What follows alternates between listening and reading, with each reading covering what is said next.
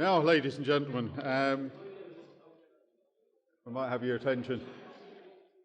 We'll start the mid-morning quality session. So welcome to the quality breakout session. So next year I'd be involved in the construction industry for 40 years, one way or another, and the problem of quality, or more rather the problem of poor quality, been a fundamental issue that's dogged the construction industry for my entire career. Sometimes it seems to slip down the agenda a little bit, we kind of heard this morning, but it always tends to resurface. Recent years we've seen some very significant quality issues in the UK, as we heard mention of this morning, Grenfell Fire and Scottish schools, etc. We in Ireland also had our fair share of quality failures, and to make that very clear, you'd only have to look at the Irish Times from yesterday. So with apartment owners left with bills of 11,000 to fix defects, and with a whole inside page spread pointing out defective construction work. So obviously not where our industry needs to be.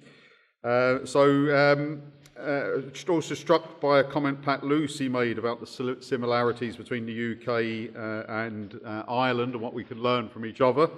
So we've got two speakers from the UK in this set and one speaker from Ireland to give different perspectives.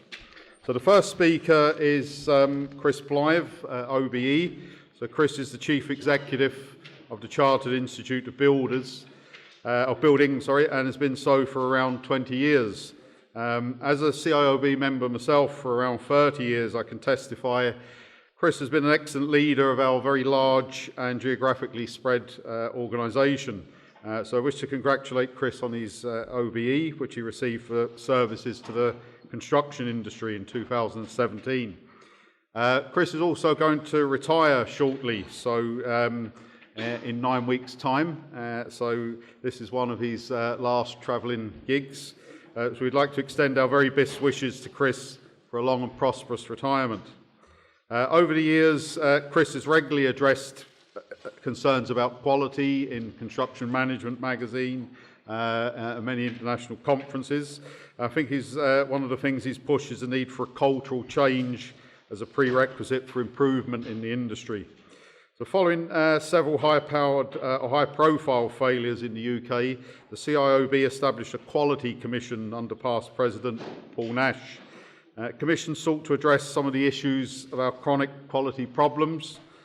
Chris will give us an overview of some of the reasons behind poor quality and hopefully some of the potential solutions identified by the Quality Commission. Thanks, Chris.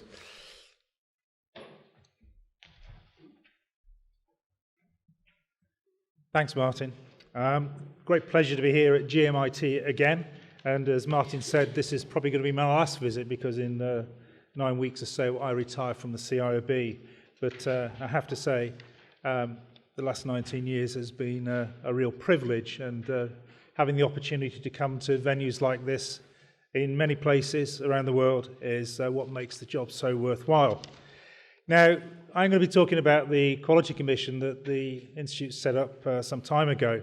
But the title of this presentation is around quality matters. And why does it matter? Well, it's actually a very simple human thing. And in this day and age where you can go out and get anything and it works right first time for as long as you want, then there are real issues there about translating that to our industry and how we can emulate what happens in other walks of our life. And the construction industry has a very simple job. It's, with all due respect to previous speakers about infrastructure and national development plans of all of that, the reason we build is to make people's lives better. You know, whether it's a house, whether it's schools, whether it's colleges, whether it's other places of work or places where we play or what have you, or whether it's hospitals, our job is to make people's lives better. And if we don't make people's lives better, then we fail. But what's also crucial in that is that it's not only the lives of people who use our buildings we're looking to make better, it's also the lives of people who build for us, and that's you. So unless we can make sure that the people who build have a good quality of life in our industry, they're not going to be able to deliver the quality of output that we desperately need, which will make the lives of millions of people you'll never ever know better as well. And whether that's for simple things like, fresh drinking water in some parts of the world or advanced transport systems in others. So that's really what this is all about. But to actually make the points, we go back to some pretty simple basics. So, if you like, I'll start off with here. This headline was referring to the report by Professor John Cole into the defects that led to the closure of 17 schools in Edinburgh following the collapse of a wall at Oxgang School. Now, the report identified multiple defects in all 17 schools that were procured under the same PPP arrangements, and actually led to an investigation that identified similar defects in, would you believe, a further 72 schools, and as recently last year, 19 other government buildings in Scotland. But I think the most sobering part of this particular quotation, or the note here, that comes from Professor Cole's report, was the question of it was a matter of luck and timing. Because this wall fell down at about 4:30 in the morning and not at 8:30 in the morning, it's the difference between no kids being hurt or killed and 20 or 30 children being seriously hurt. And you can imagine what would have happened if children had been killed. Now the issue is the same, and you wouldn't. But the way politics works, and it's probably the same here in Ireland, is that if 22 people have been killed, the course of action would have been very different to just doing a report like this. Here's another one that gets our attention. This came up in the same month as Professor Cole's report, with Bovis, and I'm going to call out names, and I'm sorry and apologise if I offend anybody for that, but sometimes you have to actually say and identify where things aren't right. Setting aside £7 million to compensate buyers of new homes, and what they've been doing here is persuading people to complete on their house purchases, knowing that they weren't complete, and what they were going to then do is go back in and try and put right what they'd done. Because the driver of this was actually meeting year-end targets. It wasn't actually about building good quality homes, it was actually meeting year-end targets, so some of the executives could get their bonuses.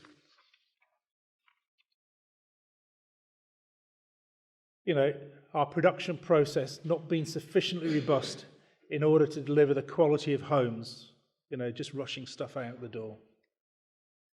And here we have a YouGov survey. More than half of new build homes in England have major faults, March 2017. And here we have the report emphasises the impact on families. When we get it wrong, it really does make a difference to people's lives. And I've had people ringing me up at the Chartered Institute of Building asking whether we can intercede with building companies, what have you. And by that stage, people are actually in a terrible state, and mental health has deteriorated. The impact on family life has changed because, Dad, for example, who should have got this right or was leading on this move of house, is now in a position where they can't get anywhere with the builder, can't get any restitution, it's not covered by guarantees, and family life takes a big hit. And there have been cases of people taking their own life as a result of this. At the same time, we've got firms, which are paying bonuses. For example, Persimmon, directors of Persimmon this last year have cleared £200 million of bonuses, but they're making a promise to, improve the quality of their homes in coming years. And the same applies to people like Barratt and Taylor Wimpey. I did say I would start to call people out. And then we have Lakenhall House. Tyre buck fly deaths could have been prevented. 2013. This was an inquiry that took place into a fire that took place in July 2009, in which 6 people tragically lost their lives. 6 people. And when you wind the clock forward to 2017, you get this. Now, I remember waking up on that morning, switching on the television, And it was absolute sense of horror that our industry could have actually created a situation like this. You know, seeing that building burning as it did, how it did. But can we learn any lessons? Certainly, we didn't learn any lessons from Lake Hall House, and this building was newly refurbished in 2015. So what happened was we had the Hackett report, and she identified a number of key issues. Devastatingly, people didn't really know what the regulations were. A sense of indifference. It was almost as though what we were trying to do in building a safe house for someone, or safe building for people to live in, wasn't really the primary aim. The aim was actually a development project and delivering it as we could.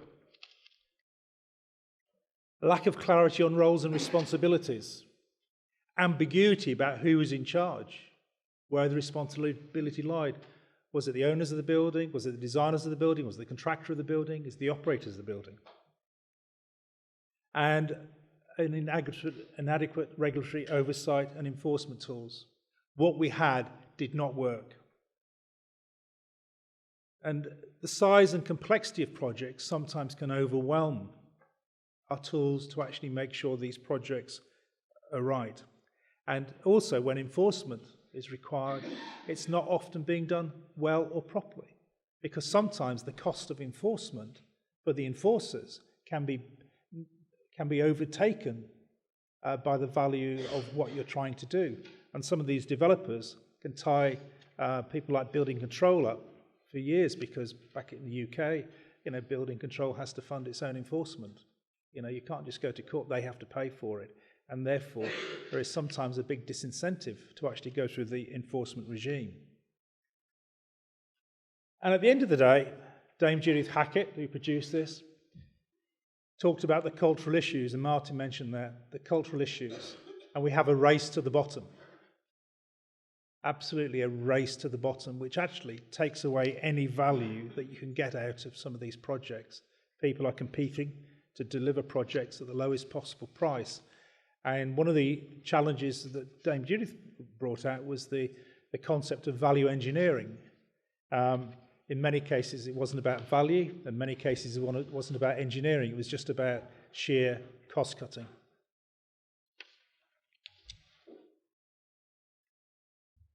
So, some research that was undertaken.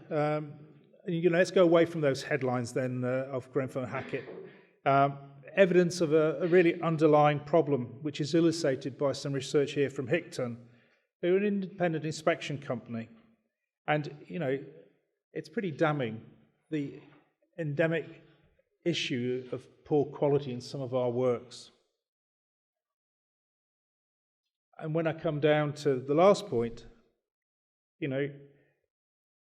we get defects ranging from fairly minor issues, such as a broken shower door, to missing fire protection. And those were issues that applied in Edinburgh schools and Lake Hall House. Let's have another look at the race to the bottom. Now, Paul showed you some pictures of work. Let's show you some others. Now, you look at that and you think that's terrible, but actually someone's built it, someone's supervised it, someone's inspected it, and then someone's probably sold the house that had that as part of their wall. Someone's made it, someone's inspected it, and someone's decided that's satisfactory.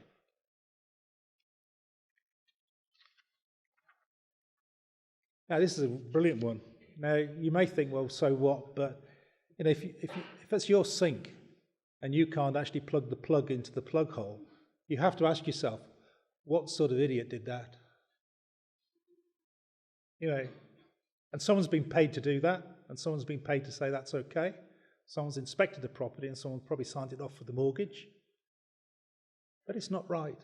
And if you can't get little things like that right, what does it say about the big things? And there's another one. An absolutely useless keyhole.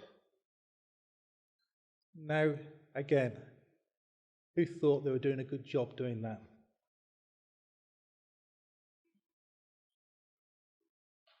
again. And I love this one. I love this one. But I think what these pictures tell a story is, though, that and particularly this last one, is that the person who carried the work out just didn't care. And there's a lot of people in the system who don't seem to care. So as chief executive of the CIOB, I think you think, well, my word, we need to do something different. And this isn't just about people who do the job, though, because this actually goes a lot higher up, because there are people in the supervisory and management chain all the way up through the high-level professionals to the client who've actually said, well, this is okay, we don't worry. And when I come down to professionalism, I come back to a document we did on modern slavery last June. And again, there was something that came out within the work about labour exploitation, which I think reconfirms what Dame Judith Hackett was saying.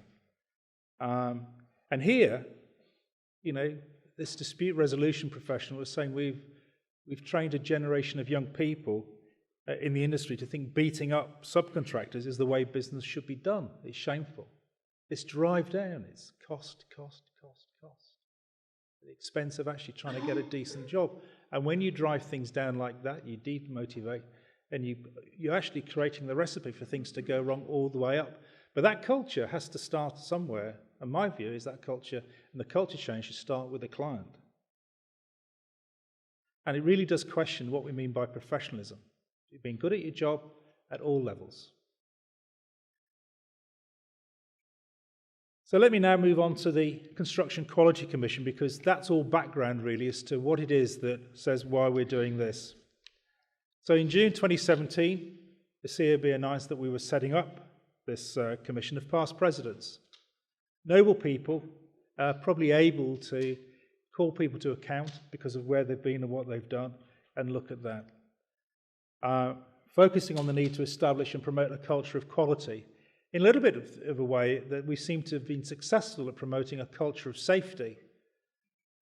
Maybe, the culture of safety we've created has been at the expense of a culture of quality, because you focus on one thing so much, you lose focus on another. But that was really what we wanted to do. But we really wanted to see how we could do to get pride back in what we do, in our buildings and in our infrastructure. And central was to understand the behaviours, why people do things. Why did people sort of put a pipe over a plug socket? And someone say, well, actually, we're putting this pipe in the wrong place.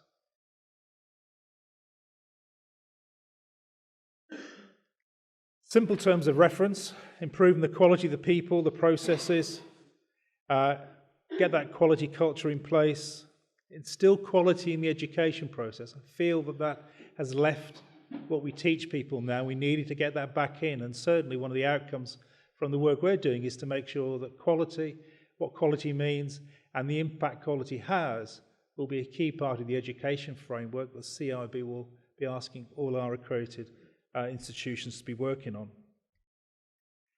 I think the government has a big part to play in it, because often when you're getting publicly funding, then the driver there is cost and time. And I think, one of the issues I come across a lot is when decisions are being made by politicians, it's about having things done, because that's what looks good. I remember a politician, in a place like Warrington, where I asked him, he had a big vision being the leader of the council. He said no. And I said, and what do you prefer, to see people develop or things being built? He says, I like things being built. People can vote when you've built a community centre. They can't vote if you've trained a load of people to do a job. And sometimes, we're driven to build things because politicians want them built, and it is, never mind the quality, sort of feel the width. And that's often a problem. So this is where I think government and government clients in particular have a bigger role to play. And then there is the constraints we have, and we've heard it all already today about the issues around people, training, skills availability. And I have to say, I sometimes think that if we had more women in the construction industry, none of them would allow some of the stuff we've seen to go on, because, who would allow that to happen? Certainly my wife wouldn't, and my mum wouldn't. I'm sure some of your mums wouldn't allow that to happen. So there we go. So trying to understand the issues, we did a fair bit of work looking at, firstly, a reality check, see what's happening overseas, and actually learning from other sectors. The reality check, we did a call for evidence, asked people to give their views, give us examples of where they felt things were going wrong. And we set up a website and people could submit all sorts of stuff to it. And particularly we were looking at the management of quality and specifically supervision, sign-off and workmanship. Now, as the professional body for management in the construction industry, we felt particularly responsible because actually it was a big part of what we were doing, or if you like, the professional management and supervision side was failing in because we were seeing examples of these things not being done.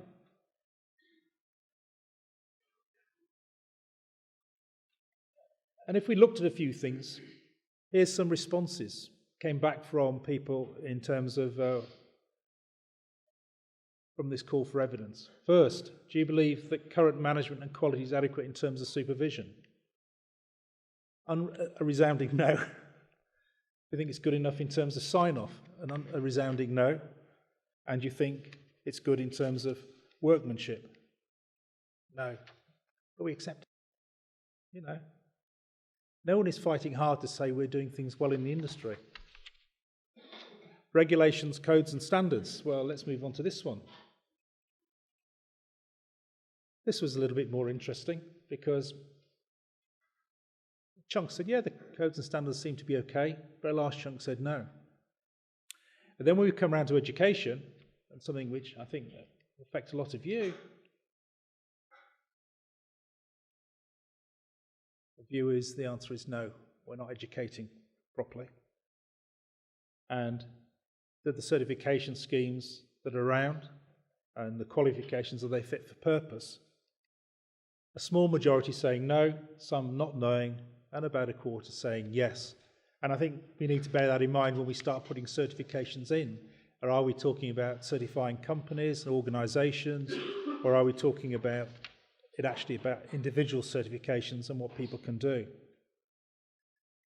And if I go through the key points on the call for evidence, and I won't dally too long on this, I'll put these points up as we go through and pick out a couple of what I think fairly important ones. I think the one that stands out and comes out across more than ever when you talk to people is the demise of the role of the clerk of works. Someone who was out there actually being the conscience, in saying, no, this is not good enough, get it done again. You can't proceed until you've dealt with this, because we don't have time now for that level of inspection, that level of rigour, and actually dealing with the consequences of someone like a clerk of works saying, no, you don't go to the next point until you've done this. Cost seems to be the main decider. Pride and profession have taken a back seat. Make it personal, generate, a culture of pride. That's what we need to do. And of course, corporate culture is the starting point. If you don't get it right at the top, it's not going to work all the way down the bottom. Now, just to give you an idea of some of the desktop research we did, here's a quality heat map, and you can see where regulation takes over at the red end, and where it's pretty laissez-faire, and you can see the middle of Africa and Syria, Iraq, and some places like they just do what they want to do, which probably explains why when they have a natural disaster, everything comes tumbling down. And the only place that seems to represent a culture of quality is the Nordic countries. And the rest of us are somewhere in between. When we looked at other sectors, it was quite broad, because I think there's always a lot to learn. The notion that construction is unique and everything we build is a one-off, I don't think carries any weight, because 90% of the processes we use in construction, we use time and time and time again. It's just the end product is different. But, designing, mechanical and electrical systems is a process which we do every time. Doing foundations is a process for different. The detail of it may be different, but we actually know, what the process is and what takes place. And so with these organisations, I always think, when you look at, so the A380, something that can take 500 people, 12,000 miles, in 24 hours at 500 miles an hour, It's got everything in it that a building has got. It goes 500 miles an hour. That's pretty special. I mean, our buildings don't move. You have 500 people in it, and we still leak on them. Still things don't work. Anyway. So the evidence gathering came through all these areas, the reality check, the learning from overseas, and the other sectors. And what came out of it? Education, training and knowledge, legislation, codes and standards, inspection sign-off, things that we already knew from the work we'd done in our area. And we needed a joined-up approach across all the major industry bodies. It's needed to get this quality sorted. So next steps for us. Wanted to create a quality code. Let's see if we could codify some of these things. Rather than have things in many different diverse areas, let's try and bring it together, capture best practice, and set standards to be expected by the industry. Sorry, expected from the industry, not by the industry. Let's be a bit more ambitious. Look at competence-based quality certification at individual level, not at a company level, at individual level. Can people do this stuff? Do they have the attributes? Do they have the knowledge? Do they have experience? And put it into our education framework. And that was exactly what the conclusions were that came out from Hackett last year, is that we needed to increase the competency and have evidence of competency in the construction industry. I think she was very concerned that we had a whole load of people that had strings of letters after their name, but there was no actual evidence that they were competent in anything they actually did. And just because you were chartered at something didn't mean to say you could cover anything possible in that particular range. In my spare time, I'm a flying instructor, and as part of that job, I'm also an examiner for the CAA. And last June, I had a call from someone to say, look, I've got a pilot. His rating's expired on single-engine planes. Can you do a test and renew it for him? And I went down, I did the test, and when we did the test, he handed over his license, and I wrote the rating on his license. And I put single-engine piston, very good. And the line above on his license said Boeing 777-300. He was competent to fly jets, but he wasn't competent to fly single-engine aeroplanes. The aviation industry, make sure people are competent to do exactly what it is they have to do, not just give a general competence, say you've got an airline pilot's license, and say you can fly anything. They have to prove their competency. And I think that was one of the points that Hackett was making, is that you need to demonstrate competency. If you're doing high-rise buildings or high-risk buildings, you should prove you're competent at that. If you're doing houses, you should prove your competence at that. That's going to be quite revolutionary. But coming back to our quality code, we defined a quality pyramid. You have access to all these slides, so if I whiz through these too quick and you don't have time to gather it down, Martin will make everything available to you. And we came up with the quality drivers honeycomb.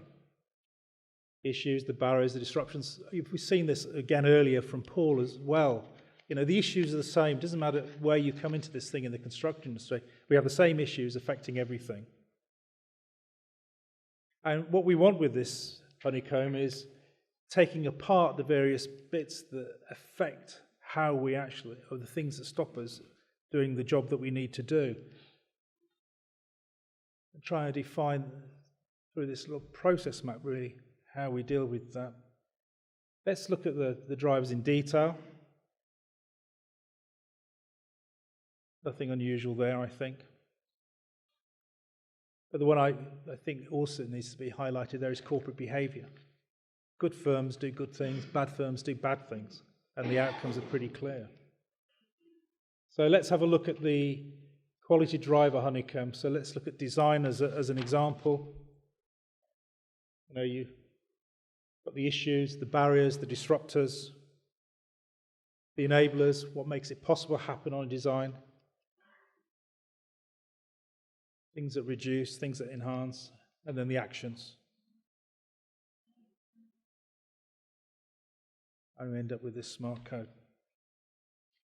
Going back to our quality code, what we're hoping will provide is a single point reference, a guide for on-site and other training, examples of best practice, and I think within that would be examples of shameful practice as well, because I think you have to show what's bad, because sometimes I'm not sure people know what bad is. map of the drivers, and so on. And as I say, the issues about information, with pictures and examples. Now, the quality code is under consultation at the moment, and you can actually go to the CRB website and give your input into the code. And I would say as students, go along and look at it. I think you have a valuable contribution to make. And those of you from the industry, please go along and put your tuppence within as well, because I think it's really important that we get as many people making their observations about what the code is, because from students, if it's not understandable to you, just say it's not understandable, because I think that's a very important part of the consultation process.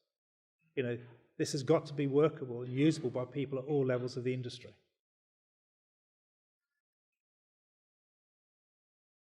What we've done in terms of a quality course, well, we've used our CRB Academy to put some programs in place. This is particularly aimed at practitioners. I have to say the take-up on the course has been very good, and the response to the course has been very good, because sometimes, you know, you just need some help to actually remind yourself actually what you do know and what you should go and what you should be doing. And the other thing is we're looking to produce a certification, and we're going to use the same framework we've used in the conservation certification scheme as well. So registered level, basic awareness, a proficient level, and so on, up to a level which would be more applicable to chartered professionals, and saying that you really need to be at the front end of being able to show leadership in quality, you know, and just don't hide behind what your client says. And this will be being launched in July this year. Then, building in the quality initiative, this is a collaborative effort. We've been working with REBA and the RICS, and this was published last year.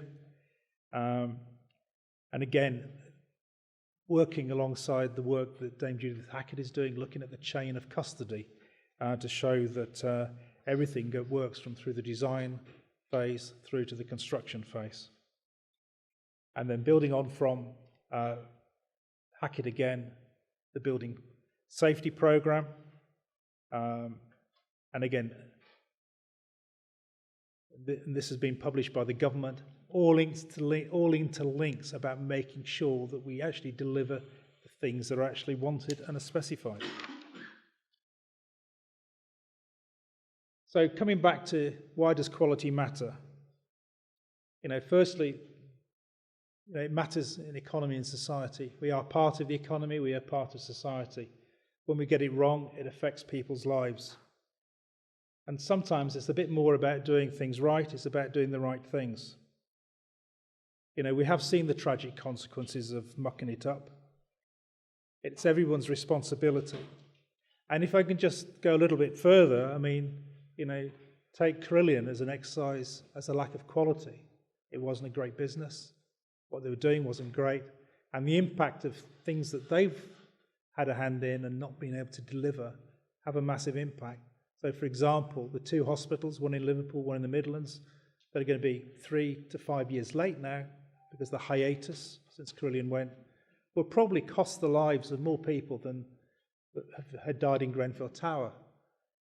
Will impact on the quality of life of people because they not get their treatment or they could even die. So the things we do actually really are that important. And sometimes we need to take ourselves away from what the task is and the job is we're doing to remind ourselves what it's doing back in the society and the economy as a whole. You know, too often, you know, we see profit, we're looking for profit over quality or trying to avoid cost over quality. But at the end of the day, the cost of not getting things right is phenomenal in the cost of rework. And if we could actually make the quality work, then we'd make so much more difference. We'd have more productivity in the construction industry for a start, because the time taken in repeating work is actually time lost. So, ladies and gentlemen, that's it for me, and I think questions will be appearing at the end. So, thank you very much.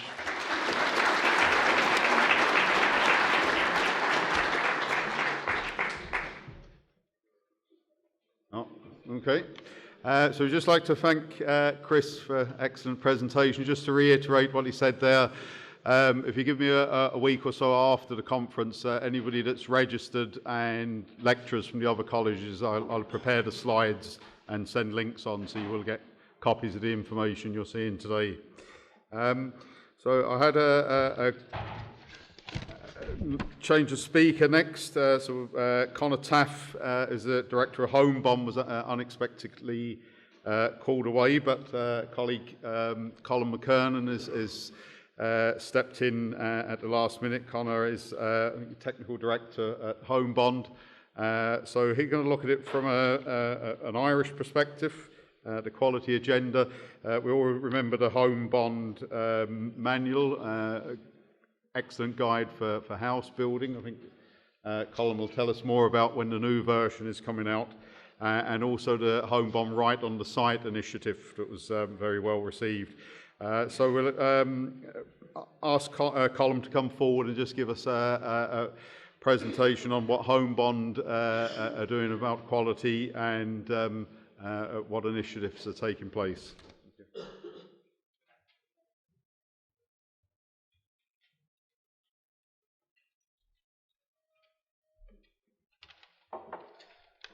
Thank you, Martin. I'd like to thank yourselves and your team for inviting us down here today, just to give us, I suppose, a little bit of airtime as well to talk to people in relation to what Home Bond are and maybe issues that we're having with quality, or we see how people can improve quality and what the essential and the core things around quality is very, very important.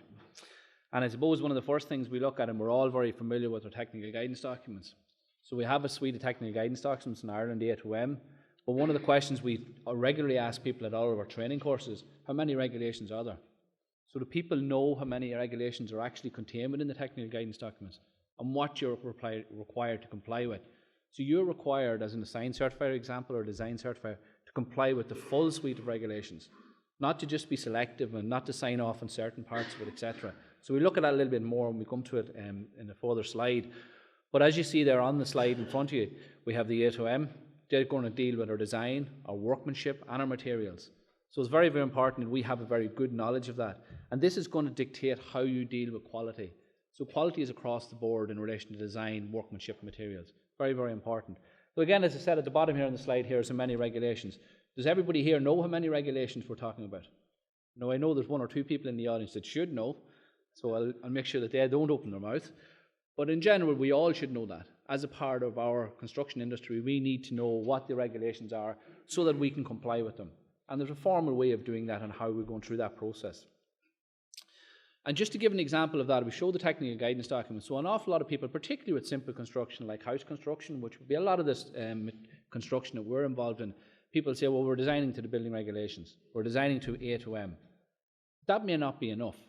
So technical guidance document A, for example, in 2013, there are limitations in relation to what you can build onto that guidance document. So under that guidance document, you are only allowed to build a two-storey masonry construction, for example, lightweight roof construction, 10-metre maximum wall height, 9-metre span, and so on and so on. So it's quite restrictive in one sense, and you are dealing with the smaller type construction.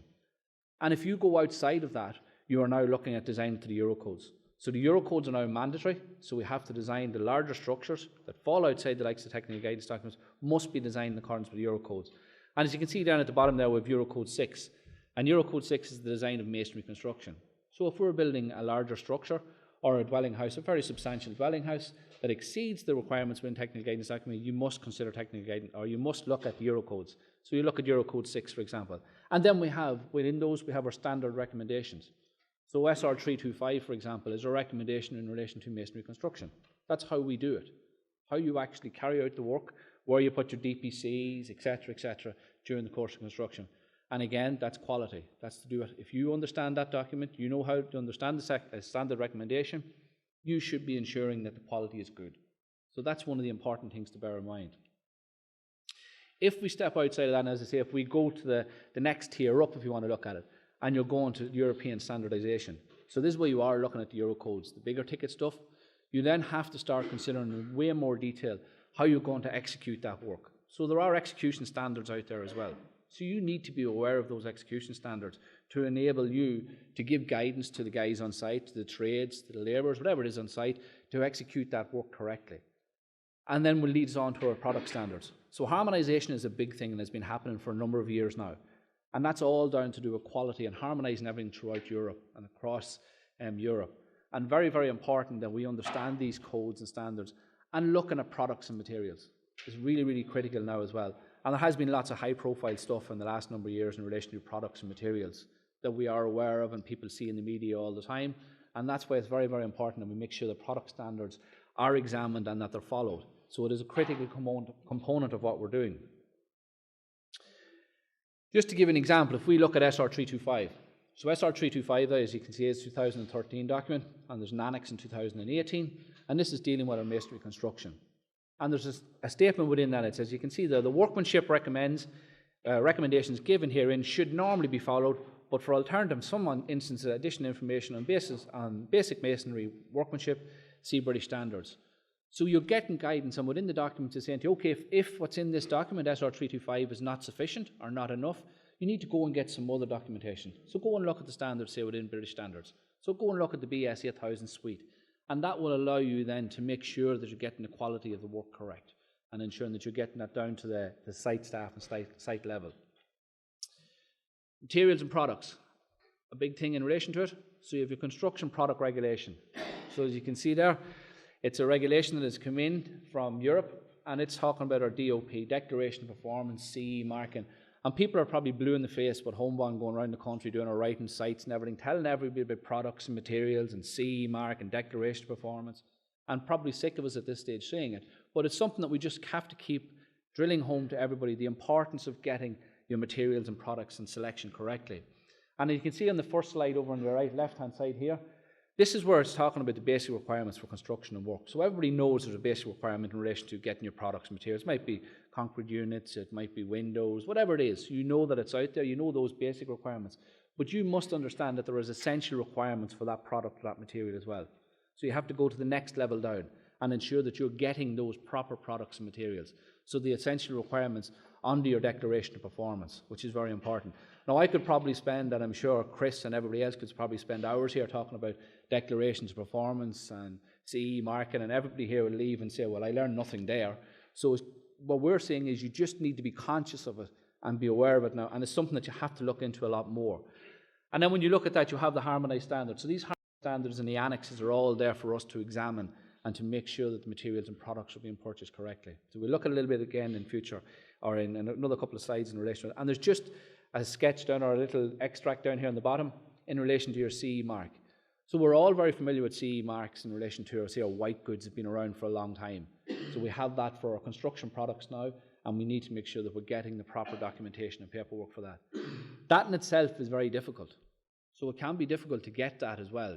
So one of the first tasks you have to do is identify, is there a CE mark or is there a Declaration of Performance for that product? And then you must then ensure that you procure them. So you go back to your suppliers or to your manufacturers and you say to your manufacturers, look, I need the CE mark and the Declaration of Performance for that product. I have to verify that I have sourced the proper product, this proper material, and I want the piece of paperwork to verify that. So you'll get your CE mark and your Declaration of Performance. Okay, that's fine. Everybody knows about CE mark and Declaration of Performance, but who should know about it? All your staff. So all your guys in procurement, anybody that's ordering materials or products, they should know that. Our architects and our engineers, our designers, it's critical that our designers are aware of that because they're designing and specifying. So they should be designing and specifying materials and products that are going to be appropriate products and materials for our building regulations. Because we're going to show compliance, and at the very end of the system, we're going to be certifying that the building has been designed and constructed in accordance with the building regulations and the technical guidance documents. Technical guidance document D deals with materials and workmanship. So you have to be able to verify that. And this is one method of doing that. It also deals with storage and traceability. So if there are products and materials, there's a traceability element to that, how you should store them, how you should treat the products and materials. You may well buy the product and material. If you don't follow the proper procedures in relation to storing that product and material, you could damage it. And then you're going to put a damaged product or material into a structure, into a building. Again, it could fail then as a result of that. So there's an ongoing awareness. We need to have an ongoing awareness in relation to products and materials, and particularly in relation to specifying products and materials. People have probably seen a lot of these types of slides as well over the last number of years in particular, dealing with the BCAR, so the BCAR system in relation to building compliance. Building Control Amendment Regulation 2014, and you would get it out there. Building Control Amendment Regulation 2014, you're talking about your competent professionals. So this is your assigned certifiers, assigned design certifiers, assigned certifiers, etc. So the competent people have to ensure that they're showing compliance with all of the technical guidance documents and all of the building regulations. So there is a huge knowledge or a huge onus on these people to familiarise themselves with a very broad range of topics, subjects around our construction industry. It's not just satisfactory to know one element of it any longer. You need to have a broad range of it, and then you may be relying on ancillary certification from specialist consultants. So you might have a specialist mechanical electrical consultant. You may have a structural engineer on board. So there'll be ancillary certification that will be required for them. So there is a legal onus on the assigned certifier, design certifier, to ensure that as reasonably as possible, and as you can see, they're exercising a reasonable skill, care and diligence is the term that's used, that they're designing and constructing buildings and certifying buildings in compliance with the building regulations. And that's very, very important. So it's something that we need to be aware of. Ancillary certification. So again, acting as a design certifier or an assigned certifier, which we do in HomeBond and I would do personally, and this is one thing that we would be looking at all the time. So again, the knowledge has to be out there to make sure that you know which certification or which certificates you require. So there's a suite, there's a number of different ancillary certification that can be supplied. So you need to know, you need to identify what you require, and then you need to make sure you get it. So as you can see on the slide here, you have practice notes in relation to this, ACEI, CIF. So they will have ancillary certs as well. So we would be relying on, quite often we would be relying on ancillary certs from sub-consultants, particularly say around mechanical and electrical. That's what you'd be looking for. So it's important that your subcontractors, your sub-designers, whatever you want to call them, they are aware of these practice notes, they're aware of their obligations in relation to giving you certification, and that they're going to be able to provide you with that certification. So one of the questions maybe at the start when you look at how you're going to manage a project, how you're going to manage the quality of the project, the outcomes from the project, is you ask all your subcontractors, all your consultants, are you going to be in a position to give me the ancillary certification that I require? And you tell them what you require. And then they should be able to supply that to you. That gives you comfort then at the end of the project that you have received the appropriate and you've, I suppose, procured the appropriate consultants and contractors to carry out the work to a satisfactory and a high level. So it's very important that we're aware of that. What do we try to do? I suppose, and people are familiar with this as well, I've already mentioned Right on Site once, but we do a lot of training courses and we do a lot of Right on Sites around the country to our members and that. And we're all the time trying to promote a better quality material, a better quality product, a better awareness of standards and codes. We do our own training, and we're in conjunction with TUD, Technical University Dublin, in relation to training. So we have training developed with them. We do a lot of training for different locations here in Galway. So it's something that we have developed over the years, and we do a lot of Right on Sites around the country. And I mentioned one that's coming up around this part of the country, I think next week, where we try and impart our knowledge as best I can to our members and to anybody that wants to attend. So there'll be a lot of people here would have attended them in the past, and hopefully they found them quite interesting and useful for them. And again, it's to try and get that out there. Another thing that we're developing at the moment, and we have done in the past, and we're enhancing it now, and we've re-looked at it again, is we're having a new website. So we're developing a new website at the moment. It's called BuildSmart, and this is just a screenshot of it here on the slide.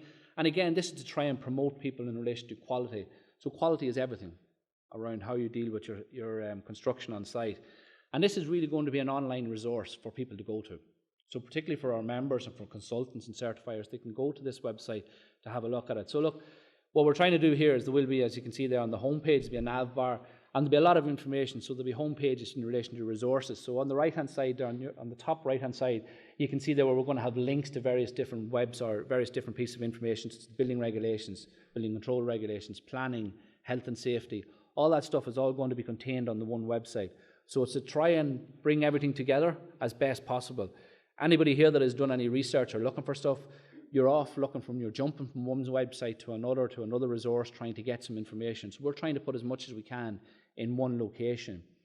There will be a registration in relation to this. So this is going to be for our members as well. So what we propose in relation to the registration, that there'll be different levels of registration. So our members obviously will have a lot more access to the website, because they're going to be able to look at their units that have registered with us, developments that are ongoing, etc. And then we're going to have probably 5 to 6 levels of registration.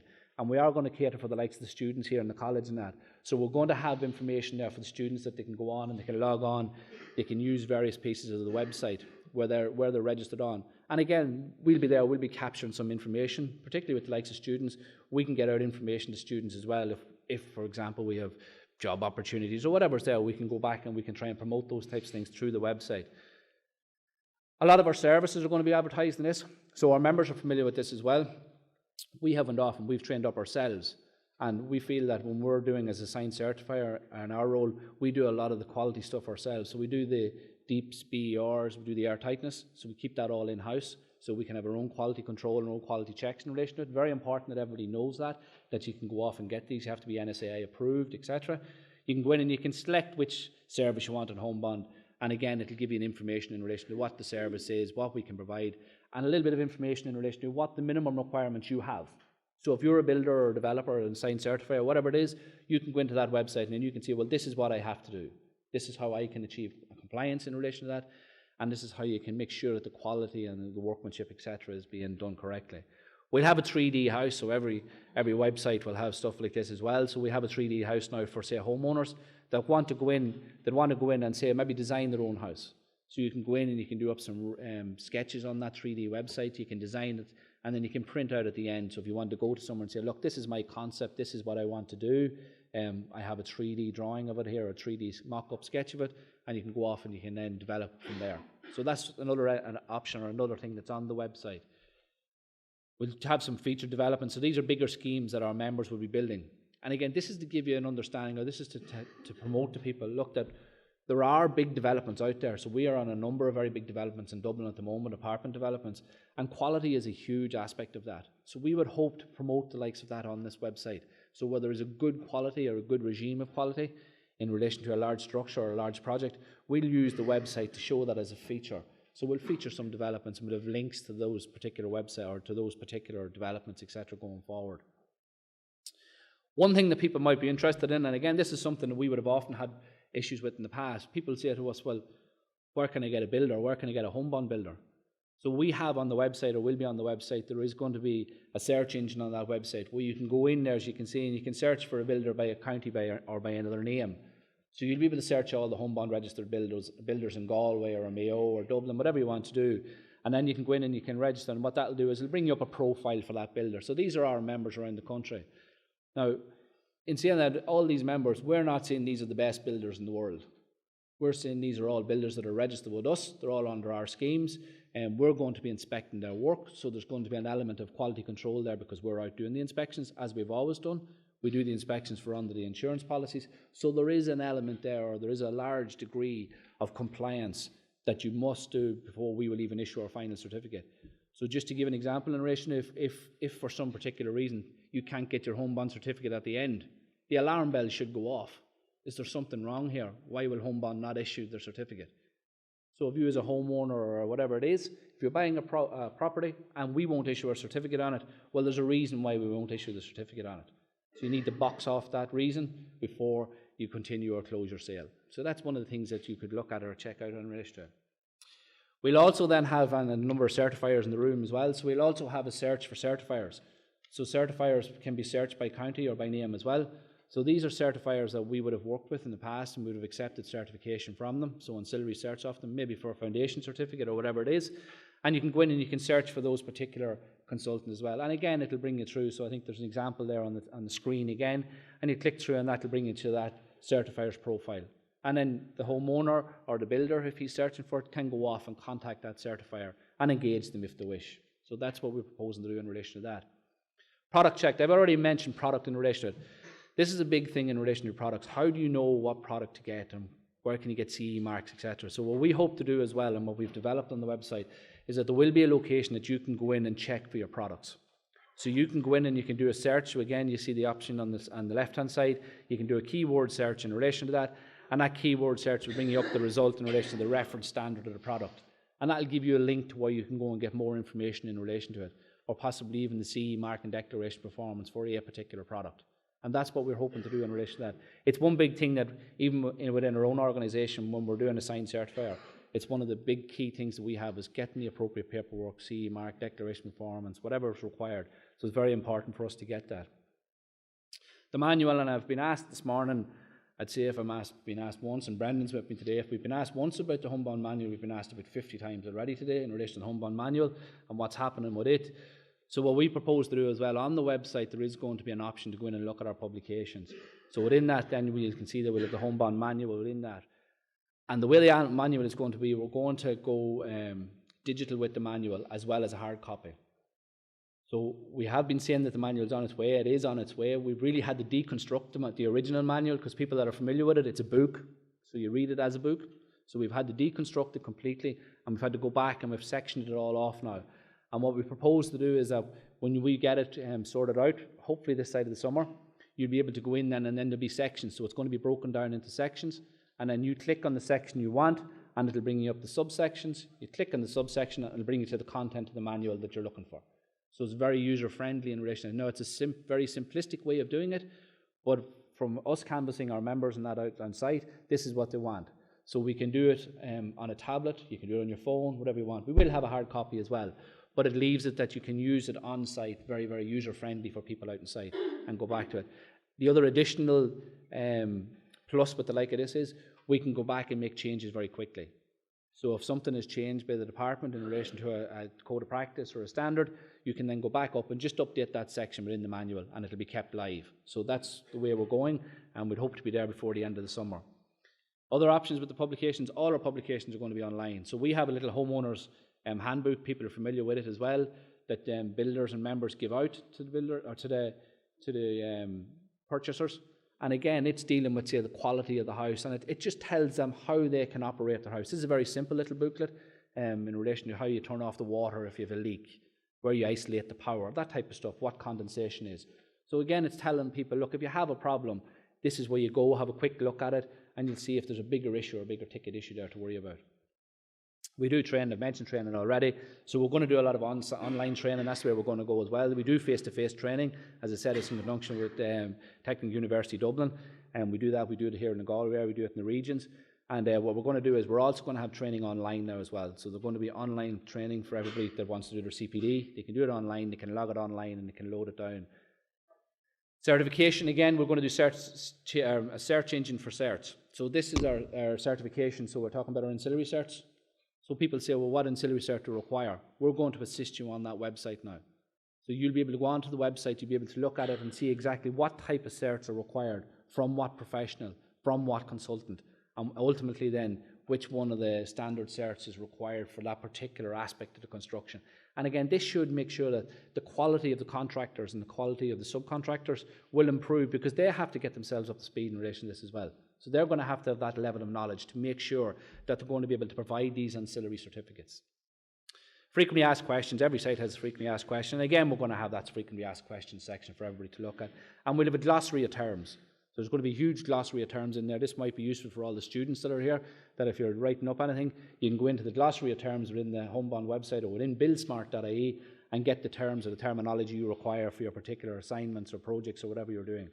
So that's what we're at to try and improve the quality, I suppose, from our point of view.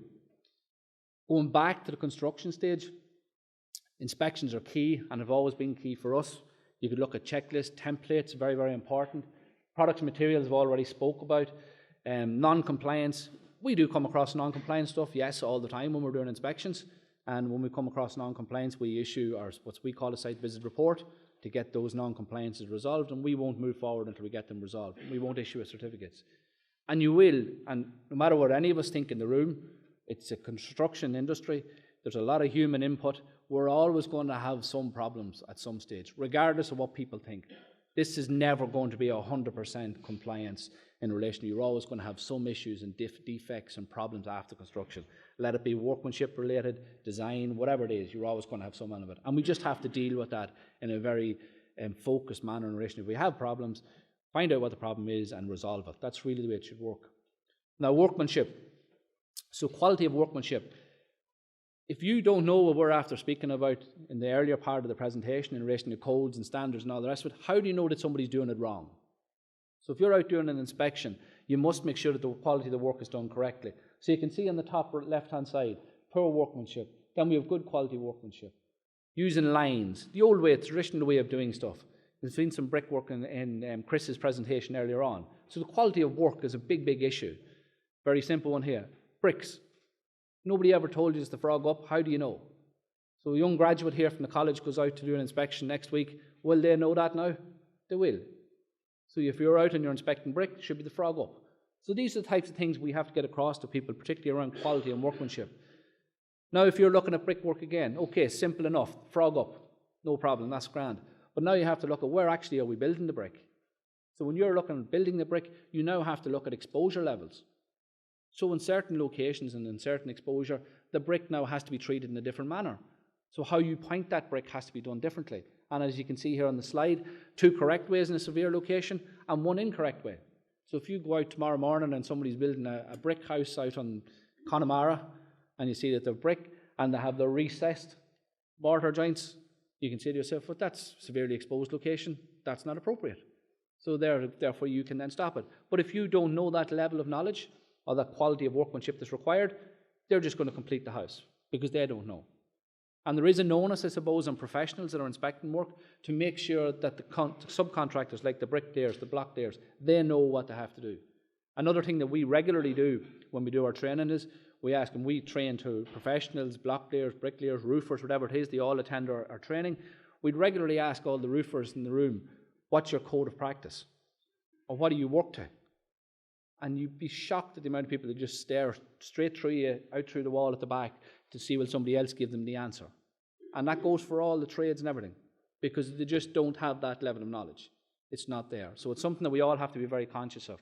Again, some guidance here in relation to bricks. I'm not going to dwell on it too long. You can get checklists. So here's one from the Brick Organ, from the Brick Development Association in the UK, where you have checklists. So if you're on a site where there's brick being built, why not get yourself a checklist? Somebody's on site, whoever it is on site, they can then monitor that. Completion stage. One of the things we have to be aware of, I suppose, when we're looking at completion stage, is in relation to your certificate of compliance and completion.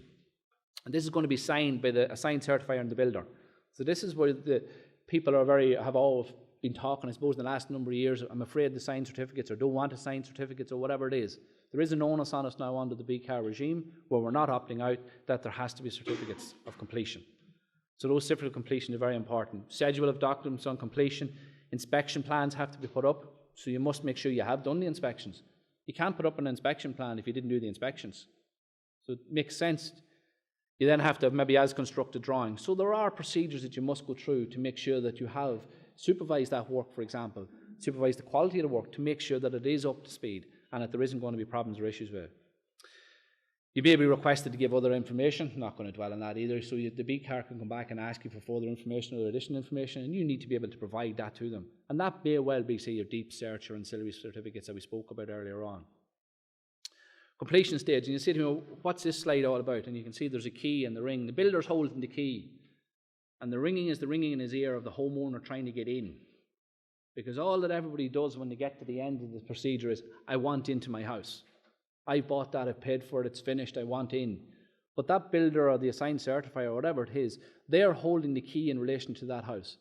They can't give you the key to the house until all the certification has been put up onto the BCAR system.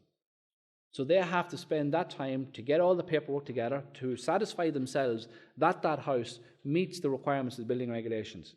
And as I've already said earlier on, technical guidance document E, workmanship and materials, quality is one of the key aspects of that. So they have to ensure that the quality of the workmanship is up to speed. And then when they get everything lined up, they get their certificates from their assigned certifier, design certifier, their builder, all their ancillary certificates, they can hand over that key, and then hopefully the ringing will stop in the rear for about maybe 6 or 8 weeks until the little hairline cracks start, and then the ringing starts again. So it happens all the time. But these are very, very important that people understand we have various different tasks to go through.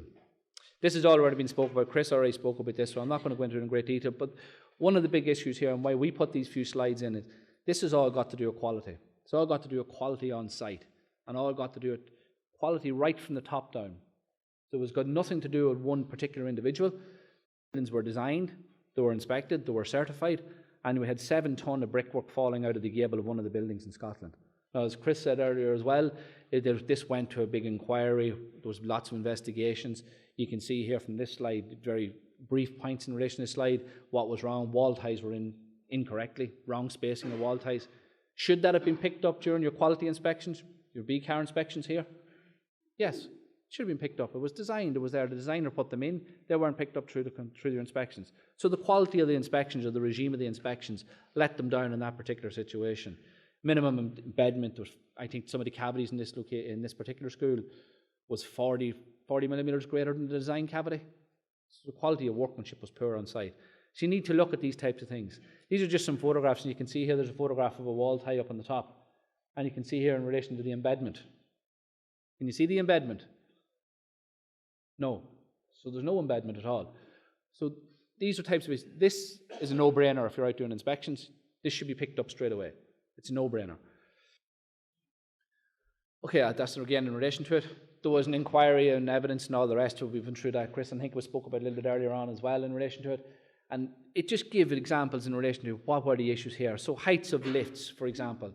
So there was too much block work being built in the one day, too much of the brickwork being built up in the one day. Again, that's a supervision issue on site, a control issue on site. It's all quality in relation to the build, in relation to the execution of the work. It's very, very important we look at all that. There was eyewitness evidence given in relation to it. And there was 17 other projects of a similar nature identified as a result of the inquiry into this particular school. So that gives you an understanding. Like, this was not an isolated incident. It was something that was pretty much happening in a lot of locations. There were different consultants, different builders, so it just wasn't one company, one builder. There was a number of different organisations involved, so there was something falling down. So one thing that you would be argued in relation to what was falling down here was in relation to the quality of the workmanship, quality of the supervision, etc., etc. So again, it all comes back to that type of situation. And you can see here as well, one of the big things, or there was two or three conclusions. One of the big conclusions was in relation to the quality of information that were given maybe to the design or to the block layers or the brickies in relation to carrying out the work. It was very poor. And in a lot of cases, when you do see defective work like this or problems like this, a lot of it does boil down to that people did a little bit ad hoc on site. They didn't have enough detail, they were under pressure, and they just went on and did it the way they have always did it. And that's what happens or tends to happen. Okay, in relation to competency, what we were saying, a lot of the competency boils down to, look, training, and you can't beat experience. So you have to have a combination of training and experience to consider yourself competent. There's a lot of people in the group here today who would consider themselves competent. I certainly would consider myself competent in certain aspects, but no way would I be competent across the board from everything from A to M. And I would say, and I don't know everybody in the group, but I would say, looking at all the faces in the group, there's nobody here who will put their hand up and say they're fully competent in every technical guidance document from A to M. At all times you may need a little bit of assistance or a little bit of help in relation to it. And that's something that's out there. So one of the big things is that you have to do training and experience. So we have a number of our courses up there. We do toolbox talks for our larger members. So we'd go off and we do a specific toolbox talk, for example, maybe in masonry. So some of our larger contractors in Dublin that are doing stuff, that's what we do to try and educate, get it across to the guys on site as well, what is required, what is necessary. As I mentioned earlier on as well, we do write on sites. So our next series of writing sites are starting next week. So we're starting off in Waterford next Wednesday. So we're in Waterford, I think, in Galway, or we're in Waterford and Cork next Wednesday, and we're up here next Thursday. So we're in Limerick next Thursday at 1:30, and we're here in Galway out in the Maldron Hotel at 6:30 next Thursday for anybody that's interested. This is a free event. Again, what we're doing is we're giving information in relation to what's happening, what's out there. This year we're going to have ESB Networks are coming with us, and we also have Irish Water with us. So the two of them are coming with us, and we'll do, as people are familiar with, we'll do a few sessions ourselves in relation to what's topical and what's out there, and then we bring in those guest speakers to assist us in relation to certain elements of it. So at the end there, as you can see, the great aim of education is not knowledge, but action. So we can all be very educated, and I think somebody has mentioned earlier on as well, we can be very educated to the highest degree in relation to letters after a name, which was mentioned as well, but we still need that experience, and we need to put all that into action. So we need to get out there and make sure that the standards and codes and regulations are being followed to make sure that the quality of construction is being achieved that we want to be achieved. Okay, I think that's me finished. Thank you.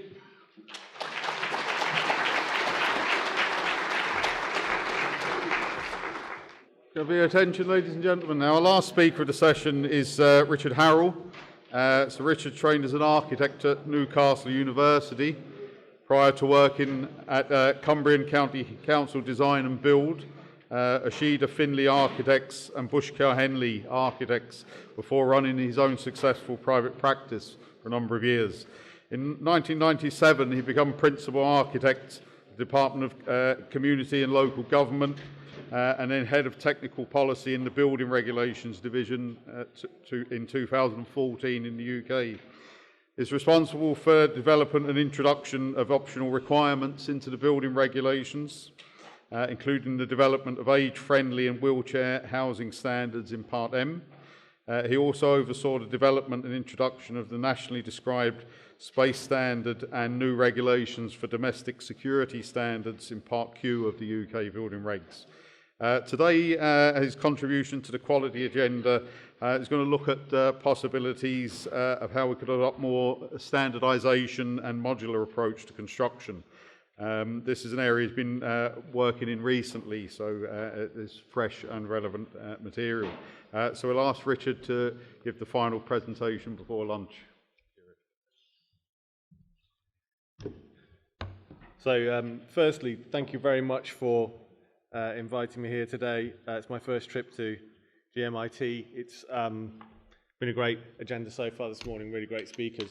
A lot of commonality and themes. And before I start, I want to pick up on something Chris said about competency. At the moment, I'm involved in a lot of work in the UK on competency, directly involved from the Hackett review process. It's going to be a step change in the way that people are assessed in the UK, initially for high-risk residential buildings, but I think it's going to be something that will spread across the industry. And we're going to be moving not just to a process of assessing competence, but revalidation over time.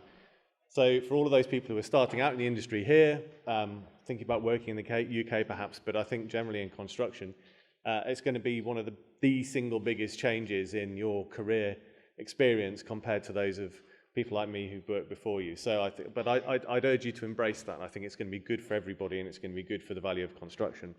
So initially, I was discussing whether we should talk about competence at this session. It's a really important issue, but there's nothing more likely to create death by PowerPoint than talking about competence for half an hour. It's a pretty dry subject, and it's text-based. And I thought it would be much more interesting to talk about some of the work I've done over the last couple of years with a practice in London called HTA LLP, which is looking at how to capture the quality and benefits that are derived from modular construction. So what I'm going to do is I'm going to give you a little bit of an overview of where things are in the UK. There's some pretty amazing things happening in modular in the UK which are relevant. You know, again, we'll talk about the housing problems that we've got in the UK and how this is part of a solution. We're going to look at what the benefits are. We're going to look at what the barriers are to increased uptake and how an approach which standardises some of this could possibly help.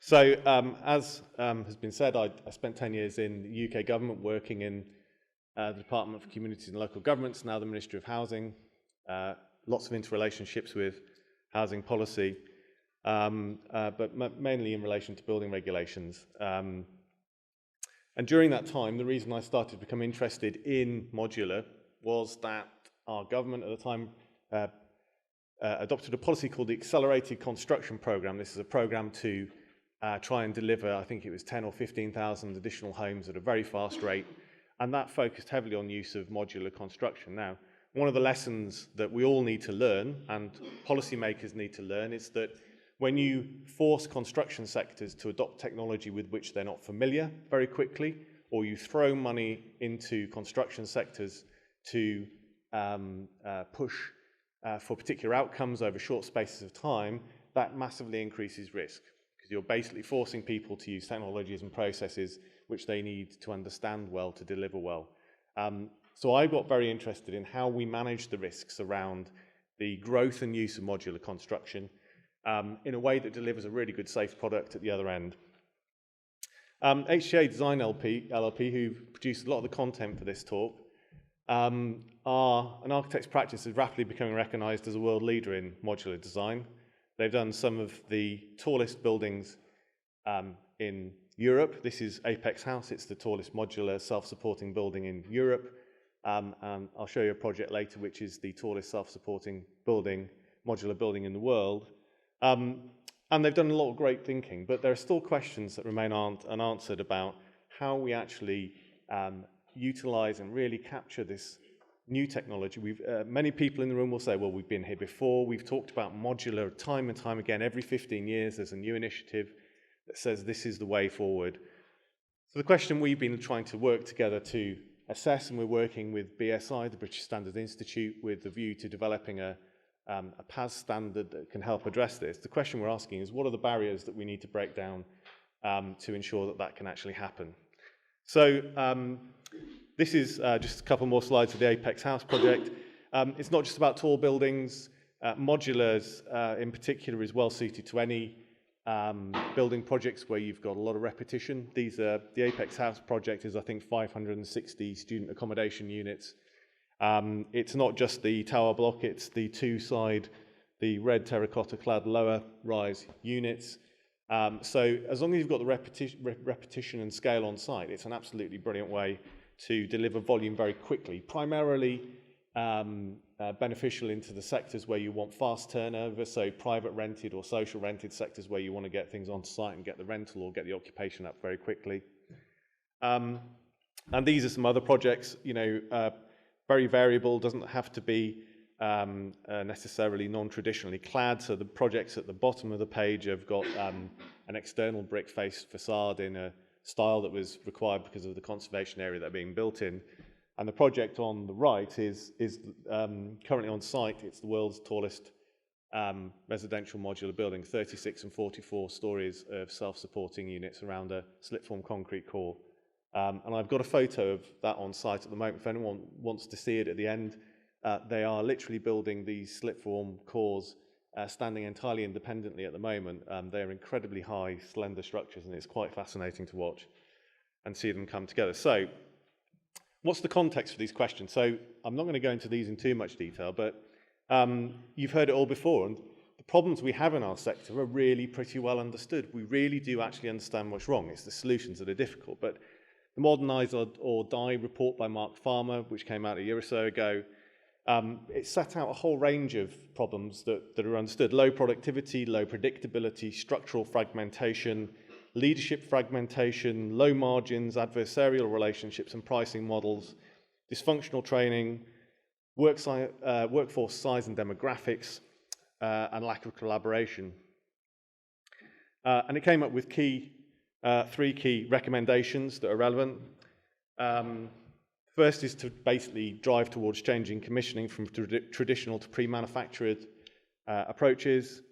Second is to invest heavily in innovation, so a real drive towards adopting those technologies.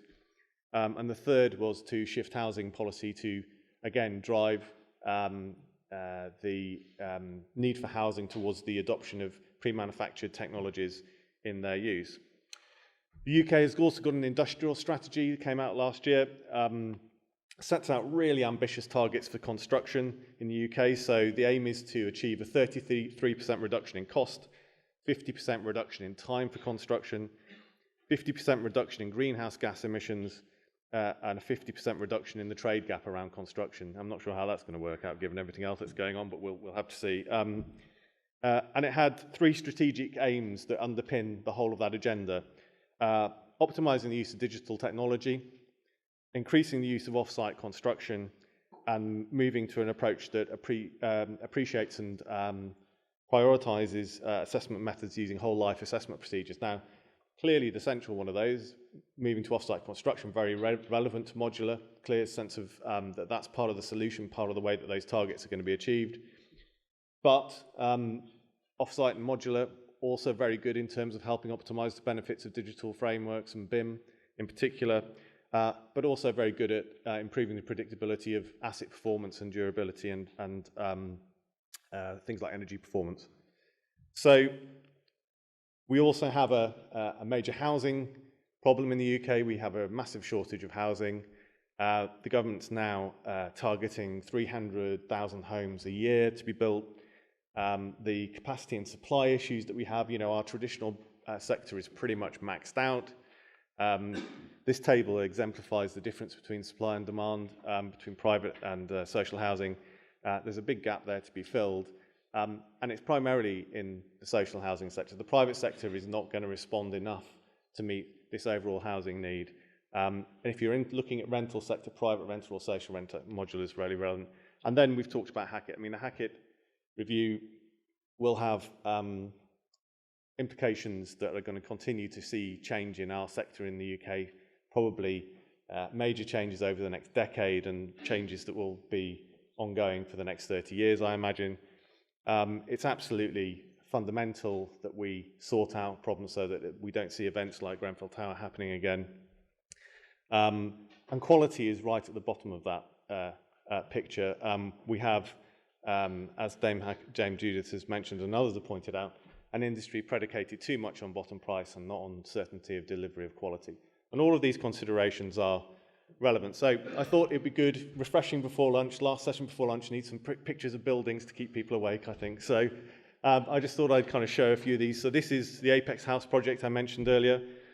Completed 9 months from start to finish, probably somewhere around 45. I don't know the actual contract value. I think it's around 45, 50 million.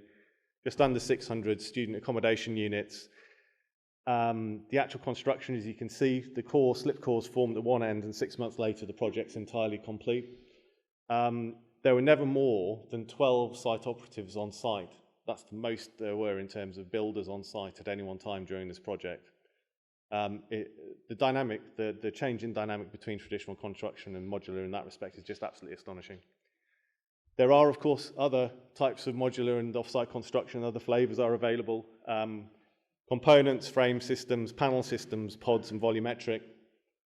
The work that I've been doing is focused largely on volumetric and modular, because as you go across this scale from elemental off-site manufactured to fully modular, you start to capture more and more of the benefits from the off-site manufacturing process.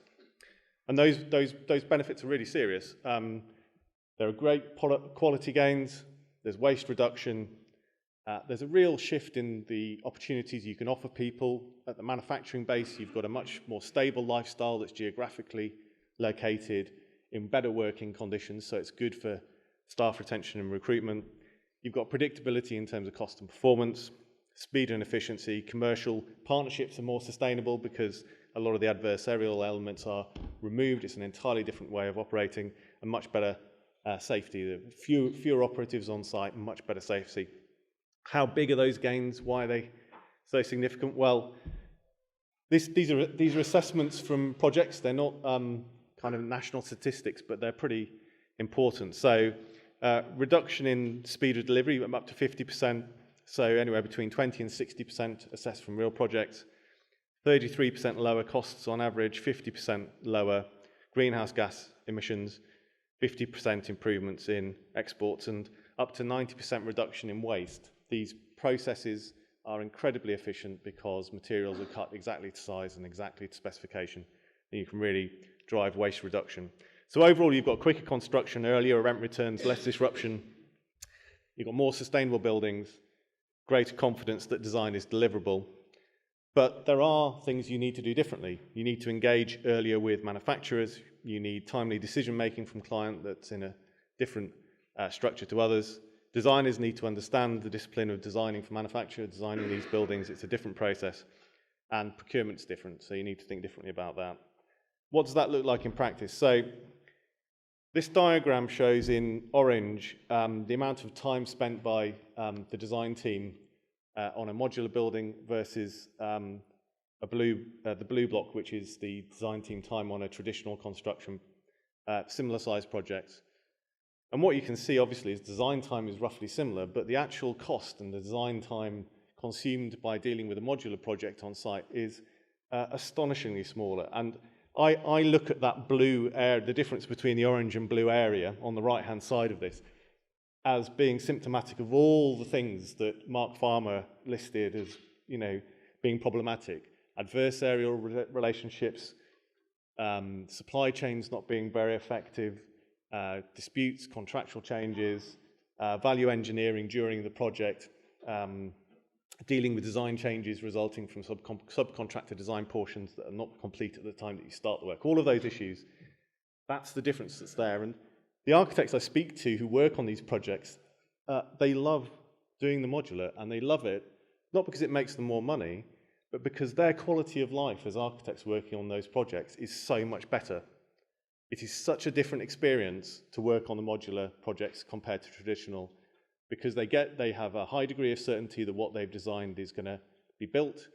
The entire focus of the project team is on delivering what's been designed, and the fragmented and poor business models that are problematic for many traditional projects just aren't there. So they love it. They're totally won over. It's a totally different life experience for them, and I think that is we shouldn't ignore those wins for people's quality of life. There's also a really big economic incentive if you can turn over your development more quickly, because there's a big speed gain in this. Remember, anywhere between 3 to 6 months on substantive projects. You can actually do more projects within any given time frame. That means you're actually going to maximize and deliver a much better financial performance to your investors. This is another project in Greenwich. Again, slip-formed concrete core, freestanding, self-supporting units built around that. So the only structural element that's in situ on site is typically a transfer slab, which deals with any kind of ground level multi-purpose use. Above that, all of these units are simply stacked on top of each other and take the weight. The structural design is stronger at the bottom than it is at the top, but it's usually done in staggered stages. But the actual construction of the units isn't necessarily anything particularly spectacular. There's a unit on the right there. It's fairly simple construction, but everything's pre-fitted out. In a factory, the quality is inspected at the end of every day. The unit doesn't progress to the next bit of work until quality standards have been met. The contractors needed to do the bit of work are always available at the time that's needed. It really does make a huge difference. So you can see a transfer slab and core on the left, and then the way that these units are stacked and assembled around the core. Again, just another diagram kind of exemplifying how these buildings fit together. And this is part of the benefit as well, of course. You've got a fully designed set of service installations, you've got a fully designed set of structural elements. These steel frames that are used, they're Metsec steel frames. They are cut in a way that you can only slot them together in one way. They're like super efficient IKEA units. So there's no way that anyone can put a stud or a noggin or a piece of the structure in the wrong place. And that means that absolutely everything is where it's designed to be, which means that for asset owners, people taking over the buildings, if they want to know where a pipe's running or where the ventilation ductwork is or where a stud is, it is precisely where it is recorded as being. There are none of the really avoidable collisions between services or other elements. You get precisely what you design. And again, just further detail on the way that these modular units and packages come together. When they're put together, there's a process called zipping up, which is about actually just putting the interface elements in between the units. So you put in cover plates, but you can actually pre-commission all the services so that you know they perform, and then just plug them together when they arrive on site. Just some further drawings. The building on the right here actually has a scaffolding around the outside because of planning requirements for the external facade material had to be in situ. And as we'll see, planning can be something of an issue when the requirements start to kind of erode some of the benefits of modular, but it's not the kind of key thing. So one of the big questions we're looking at is how do you actually standardize this? So we've been doing a lot of analytical work trying to map out all of the thinking that's been done over the years on these issues. And going back to benefits, there are lots of specific benefits that have been identified. There are some really big macroeconomic benefits. So it was very interesting looking earlier about the discussion about how to balance the economy in Ireland. We have a similar issue in the UK. One of the advantages of off-site manufacture is that you can manufacture in areas with lower economic activity where you've got more available workforce and ship them into the areas where there's higher housing demand. You can start to balance all sorts of aspects of your economy. But these benefits really are pretty well evidenced now and are pretty material, and they're pretty substantive. As I was saying, you get a lot of certainty of construction. You really do know what you're getting, and that is not just good for the actual construction team, but as I said, for operators and maintainers, it's great. And you've got better data. The data you're recording is, the difficulty getting as-built drawings on projects is universal. Not with these projects. They really do deliver. You also get the benefits of a manufacturing mindset and culture. It's a completely different approach. It's about delivering exactly what the client wants and then improving it the next time that it's delivered. It gives you an opportunity to actually make real benefits from post-occupancy evaluation, because the design or project team that you work with is the project team you work with again more often. And they have a product, a standardized product, against which they can actually drive performance. And that opens up the manufacturing of these buildings to thinking from other sectors. So advanced product quality planning is a quality improvement process developed by the 5 big American car manufacturers. You can't do that with most of the way that we procure traditionally. So the question is, if it's so great, why isn't everyone doing this already? In the UK, the sector is about 6,000 units a year, so it's still relatively small. And the answer is that there are a lot of structural constraints. These are the reasons why we've been here before and things haven't quite taken off. Economic cycles are more difficult to manage because these businesses, manufacturing has fixed overheads. It doesn't have the cost and risk divestment models that traditional contracting does. There's confidence in the ability to capture benefits for clients.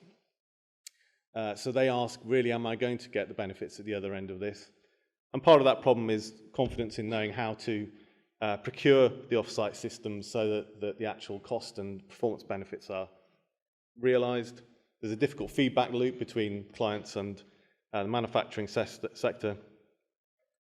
And a chunk of the UK housing market, the volume house builders, have what's known as a low absorption rate model, which basically means that they trickle new supply into the marketplace to retain premium and profitability rather than delivering high volumes as quickly as possible. So only part of the UK housing sector is really interested in this faster delivery model, although the skills shortage is really starting to change the volume builders' view as to whether they may need to look at this as well. We've mapped out a whole range of what we call client-side barriers. So these are either behaviors or issues for clients. I'm not going to go into them in infinite detail. Scale and critical mass. So clients actually commissioning enough work in this sector to encourage growth. Client knowledge and confidence. The whole range of issues around understanding how to procure, structure, finance, insurance. How to argue within organizations that this is a sensible thing to do. Finance and cost, you need a different approach to the way you finance these projects because you are paying a lot more upfront for the manufacture of units off-site before the materials arrive into the site boundaries. You need a different approach to how you insure risk. It's all doable, but it's unfamiliar. Some mortgage markets, some parts of the mortgage market are nervous because the performance and reliability of these systems isn't as well understood as traditional. It's worth noting that it's not that traditional is better or more reliable, it's just they know what goes wrong with traditional in more detail. And then, as I said, there are kind of insurance and risk issues. For the industry, for manufacturing to be effective, you need your facilities to be running at capacity. You need the throughput that's very steady. So those problems on the client side with confidence in commissioning mean that manufacturers often have gaps in that supply capacity, which reduces their profitability and certainty of profitability, which impacts on investment. There are structural issues in terms of leadership. Challenge of moving away from diversified supply chains is a problem for many clients and developers. And there's still development on contractual mechanisms. Fixed factory costs, I've mentioned already. And the investment cost needed, the upfront investment cost is seen as a barrier. Some of the permissions that are required are difficult. So planning permissions that require you bring employment to an area are difficult. If you've only got 12 operatives on site at one time, it's hard to deliver really big apprenticeship or training schemes, which is a requirement a lot of the time. Traditional material exteriors can mitigate the speed benefits.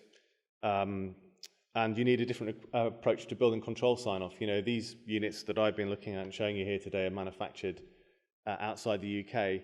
Who does the inspection? How do you quality assure and make compliance checks on those? And there's a lack of standardized approach to commissioning. So standardization is a really big issue here, as are the need to integrate main contractors in site work. So overall, what you get is a kind of suboptimal cycle where you've got suboptimal procurement, suboptimal scheme design, you reduce or lose the benefits of offsite. That mitigates the incentives for clients and makes it harder to drive increased supply. So our view is there's no lack of demand for new sources of supply. We have a big housing supply problem. We don't have the capacity in our traditional marketplace. We've got a skills shortage coming towards us that's really, really big. There's a lack of capacity and understanding to actually capture these. It's all about confidence and knowledge. So we've been working through looking at information issue, what the information is that's needed by people within the sector. And we really think the standardization can help, and it can help in a lot of ways. We can set standardized methods and approaches to procurement that offset risks. So all of the insurance risks, the way that you need to restructure your financial processes, the way that you need to look at quality assuring, we can look at a standardized process that industry can buy into as managing that risk for them and then improve it over time.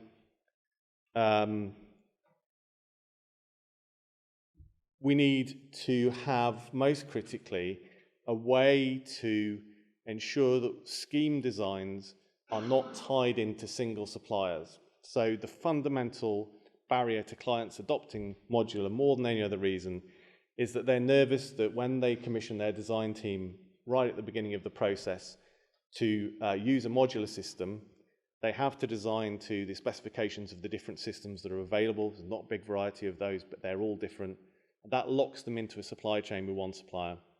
They're nervous about that because if your planning permission delays your ability to get on site, you lose your production slot potentially.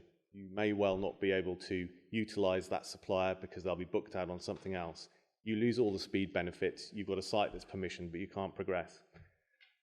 The approach we think will work is to create sufficient standardization across all of the modular and volumetric housing types so that the industry can converge on those models. So standardizing basically allows clients to have confidence they've got a diverse range of suppliers at the other end. They can then maximize whether they want competition or whether they want certainty, and that will, we think, drive things better. The information products that are needed for that are fairly obvious, but you know, standardized glossary and terminology, the industry is still sufficiently young that there's an opportunity to drive a lot of benefits through that. But these generic design parameters and design rules for modular are absolutely key to capturing these benefits. And what you get from that is a procurement cycle which is optimized for modular. There's always the opportunity to switch back, has flexible scheme design, optimizes and captures the benefits, and enables people to actually procure with confidence. So there's some way to go, but actually I think we really do understand what the problems are. The big question that I have come away from looking at this sector for 2 years is why can't the traditional sector learn a lot from what's going on here? Because many of the things that are said to be unique about off-site manufacturing aren't unique. It's a business model, it's a mindset, it's an approach to focusing on delivering what the client wants rather than satisfying pretty much flawed business models that require disruption in order to rebuild margins where we've had a bottom pricing culture. So I think, in summary, there's a great deal to be benefited from by making this work. I don't think we're far away from actually standardizing the knowledge that we need to enable people to do that with confidence. But there's also a lot that we can then feed back into our other parts of the industry, which we also need. It's not one or the other. We need everything firing at on all cylinders to deliver the housing and the buildings that we need. So thank you very much.